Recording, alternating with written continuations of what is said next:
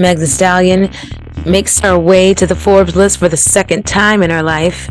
Drake still doesn't like her. Erica Mena plans to win our hearts over on the big screen with a new hit series. Cardi B set to bring in 2023 with more legal issues. All that and more on this week's edition of Celebrity Digest Weekly.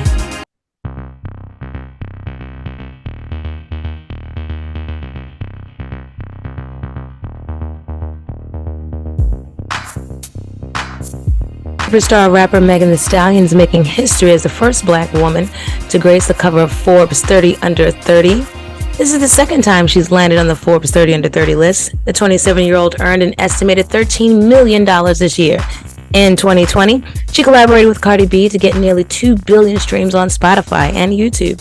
She's also partnered with other big music stars such as Beyonce, Nicki Minaj, BTS, and Dua Lipa. Before she was Megan Thee Stallion, she was Megan Pete. In 2016, she was studying nursing while creating hip-hop videos on YouTube. Billion-dollar brands including Nike, Revlon, and Popeyes are now lining up to work with her. Now she has a world tour ahead, a Netflix deal, and a documentary being made by Time Inc. I want to contribute that article to ABC7Chicago.com. While I was looking for just a bit more Meg, I stumbled upon an article. Contempt for women and his lyrics isn't new. For the 36-year-old rapper who never avoids a salacious line, expressions about women are always intimately tied with control. From strippers to exes, his discography is sprinkled with a disdain for women who disobey. In his latest, Her Loss, hints of misogyny are slated early. On the opening track, Rich Flex, he sings, "All of you hoes need to remember who you're talking to. It's the Slaughter Gang CEO." In the later track, on BS, he raps, "I'm a gentleman, I'm generous, I blow $500,000 on you hoes, I'm a feminist." But one lyric in particular set the internet ablaze. In Circo Loco, he raps, "This bitch lie about getting shots, but she's still a stallion." A double entendre referencing Megan Thee Stallion, who says she was shot in the foot by Tory Lanez in summer 2020. That article does go on. Was courtesy of cbc.ca. I was just wondering about,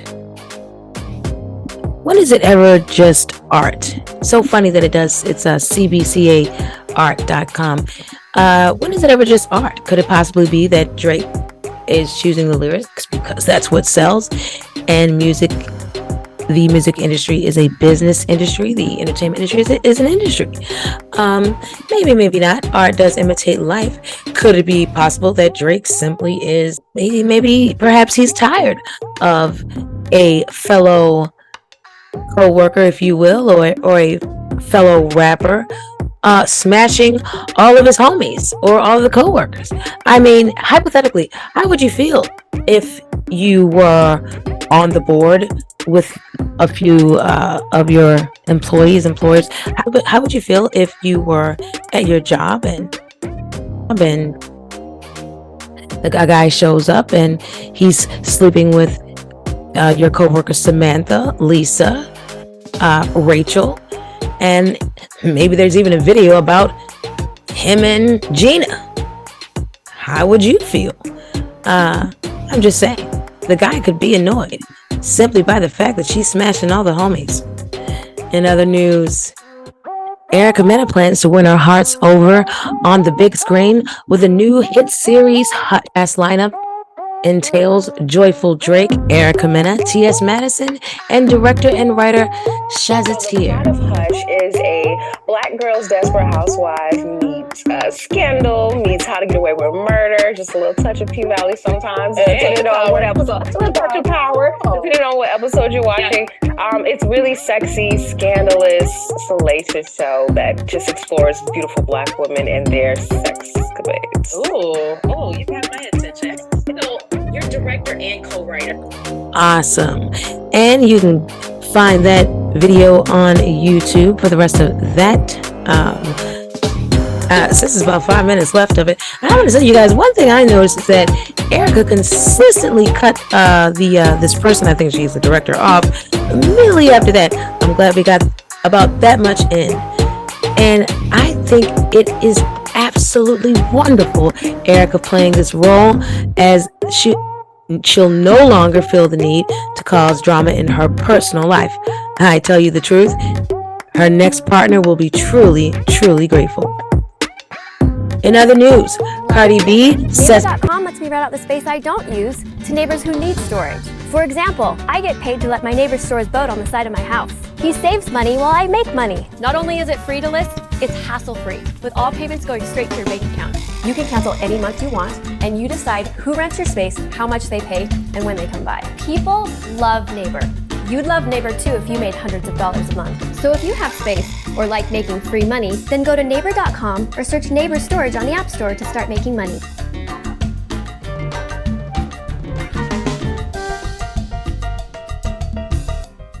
Using my exclusive code, you will get an extreme discount off on your first renter's order or an extreme bonus off your first space rented.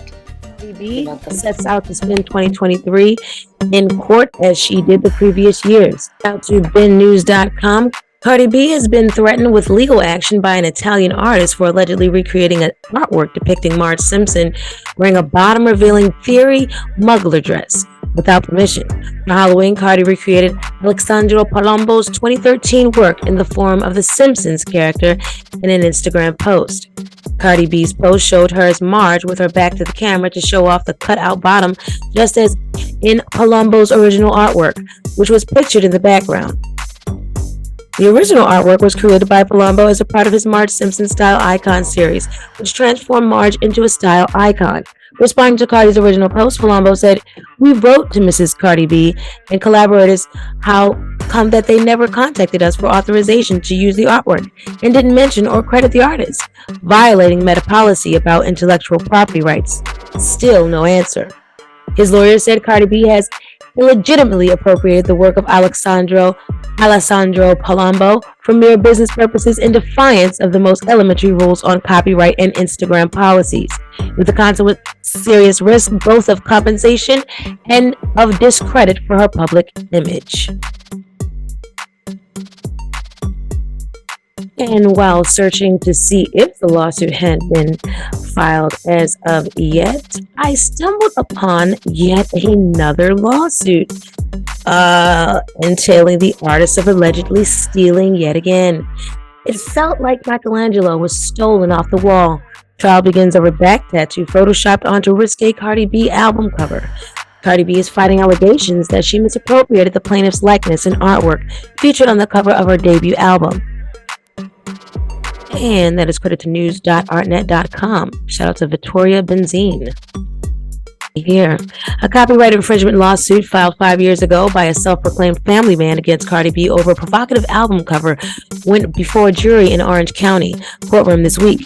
Kevin Brophy Jr. of Los Angeles brought the suit after noticing his distinctive back tattoo inked by renowned artist Tim Hendrix, featured on a model on the cover of the rapper and songwriter's debut mixtape Gangsta Bitch Music Volume 1, 2016. He is seeking $5 million in damages, claiming Cardi B misused his likeness in a misleading, offensive, and humiliating and provocatively sexual way. On the cover, a tattooed male model buries his face between Cardi B's legs while she sips a Corona and stares back at the viewer. Cardi B is fighting allegations arguing that only a small portion of the tattoo was used without her knowledge. In December 2020, she argued that the image is transformative, fair use, The Hollywood Reporter wrote. "This wasn't hers to take," said Brophy's lawyer, Barry Capello, referring to Cardi B's creative choice during his opening statement. According to Courthouse News, it's the personal property, the personal identity of a private citizen. Brophy, who appeared in court with his usual shaved head, replete with visible tattoos, took to the stand first. "I would never sign off on an image like this. Being a father of two," he said, "no one ever asked for my consent. This was just an image that came into my life." He also said his wife and children have both grilled him about the image. "This was my Michelangelo," Brophy continued, citing the time, money, and effort put into the tattoo of an entangled tiger and snake. He sat for numerous one-hour sessions with Hendrix over the course of a year and a half. "It just felt devalued. It felt like my Michelangelo was stolen off the wall. Aw. While looking into that, I stumbled upon yet another article where the rap artist is in yet another lawsuit. Shout out to the daily.com. Cardi B accused of plagiarism for up lyrics.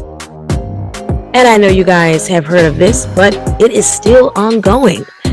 You may or may not have heard that on Thursday night, Cardi B released audio and music video for Up, but just hours after she debuted her latest single. At that time, she was already facing accusations of plagiarism.